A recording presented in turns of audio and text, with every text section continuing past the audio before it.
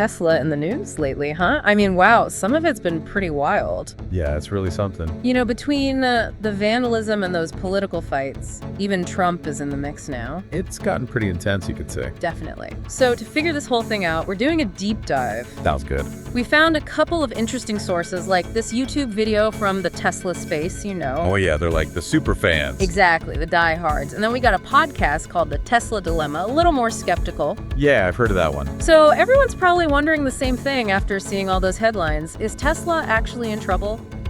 Well, we're going to find out. All right, let's dig in. To start, I was blown away by how different these two sources are. Yeah, it's like night and day. The Tesla space, they're still hyped about the Model Y doing so well. Right, and that Cybertruck, they can't wait. But then the Tesla Dilemma hits you with the reality check. Like, are things really that great for Tesla? Right. Shrinking profits, all these other companies popping up. Competition's getting fierce. And we can't just skip over all the crazy stuff that's been happening. What do you mean? Like Molotov cocktails, attacks at Mardi Gras. It's insane. It's nuts, right? Makes you wonder why Tesla is getting targeted like this. It's got to be more than just the cars themselves, I think. Oh, definitely. I mean, Tesla's all about disruption, technology moving fast. And then there's Elon Musk. Yeah, you can't avoid that. He's a polarizing figure, that's for sure. And he does not shy away from it either, especially on social media. True. Calling people out, naming names. Like that whole thing with Reid Hoffman, the LinkedIn guy. Oh yeah, that got messy. Shows you how politics are getting tied into what cars people buy. Totally. Musk was claiming groups funded by Act Blue, the Democratic platform. They were behind some anti-Tesla stuff. That's what he said. And of course, that got conservatives riled up. Even Trump jumped in. Wait, Trump? I thought he wasn't a Tesla fan. Exactly.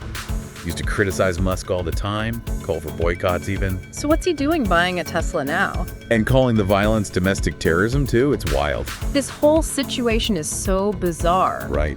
Politicians, celebrities, people online. Hard to keep track of who's on what side anymore. It's like picking your EV is a political statement these days. You're not wrong. It really reflects how divided everything's become. But there is some pushback against all the negativity. Oh, absolutely. Yeah. Huge support from Tesla fans. Loyal to the brand. Like, they see this as an attack on what they believe in. Even Sean Hannity, the Fox News guy, he's on board now. Yeah, and he's been anti-EV before. That's a big shift. It's a battle of ideas playing out right in front of us. You got it. Makes you wonder, with all this going on, can Tesla even keep being the leader? Well, speaking of keeping up, the Tesla Dilemma had some interesting points about the business side. Oh yeah, what did they say? Profits are shrinking, they said, and this company, BYD, from China... They're the competition to watch right now. Seriously. It's like Tesla was the cool new kid, and now everyone wants in. They were first, but that only gets you so far. And it's not just competition either. They talked about demand slowing down. Makes sense with interest rates and the economy being what it is. The podcast said those are factors. Definitely. Tesla can't just rely on the past. Gotta keep growing, right? But it sounds hard. It is. You have pressure from the outside, the economy. And problems inside the company, too. Like scaling of production, keeping costs under control. Plus, they've got all these future projects riding on this. True. Next-gen EVs, the cheaper model everyone wants, the whole AI thing. And the Cybertruck, eventually. Will it be enough to stay ahead? That's the question. Big question. The Tesla Dilemma brought up, some people think Tesla stock is too high. Yeah, there's that debate, overvalued or still got potential. Fascinating stuff. We've got vandalism, politics, the economy. It's a lot to take in. Where do we even go from here? What should we focus on next? Well, the Cybertruck's been in the news a lot, right?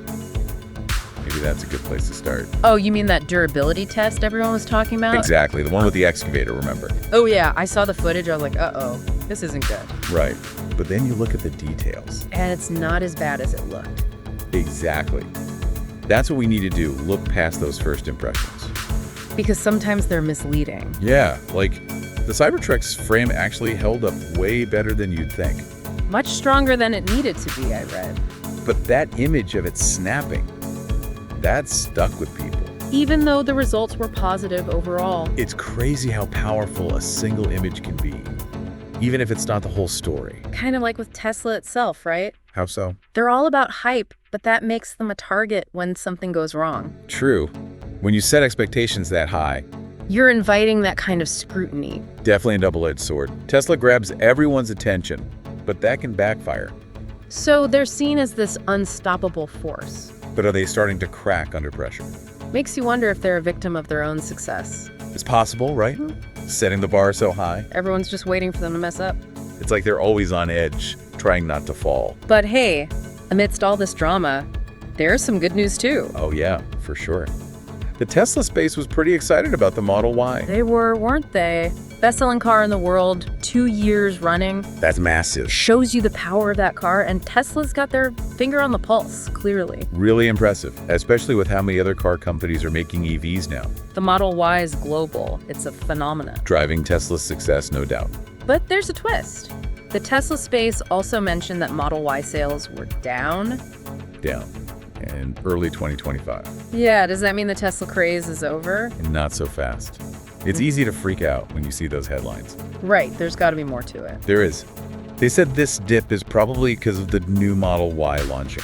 So they had to stop making the old one? Pretty much. Retool the factories, get everything ready for the new version. Makes sense. So it's not that people aren't buying the Model Y anymore. Nope, they're just waiting for the upgrade. And those factories, once they're updated, They can pump out the new Model Y even faster. smart move. Meet the demand, introduce those upgrades everyone's talking about. Exactly.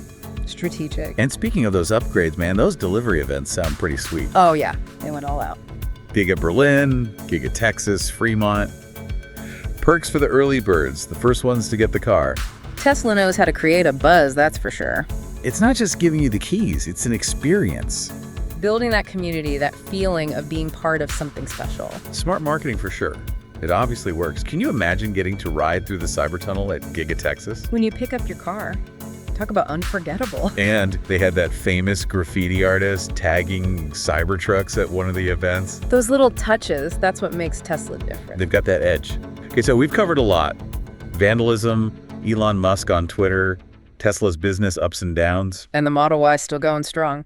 But with all this back and forth, all these forces pulling on Tesla, What does it all mean? that's the question, isn't it? Tesla's at a crossroads, that's for sure. Competition's catching up. They got to stay profitable. And their public image, it's both a blessing and a curse. So much to balance.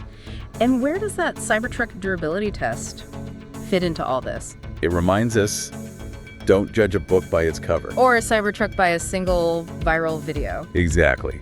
Just like that frame was stronger than it looked at first. Tesla's story's got more to it than meets the eye. So look deeper, go beyond the headlines. Get the whole picture. So what's the takeaway for all of us trying to figure out this Tesla roller coaster ride? Tesla's future, it's a mystery, but it's a captivating one. Definitely keeps you guessing. The choices they make, the obstacles they face. It's going to impact the whole car industry, even beyond that. It's bigger than just cars now. It's about EVs, about sustainable tech. About how we deal with technology changing so fast. It's a story that's still being written, and we'll be watching every chapter. Absolutely.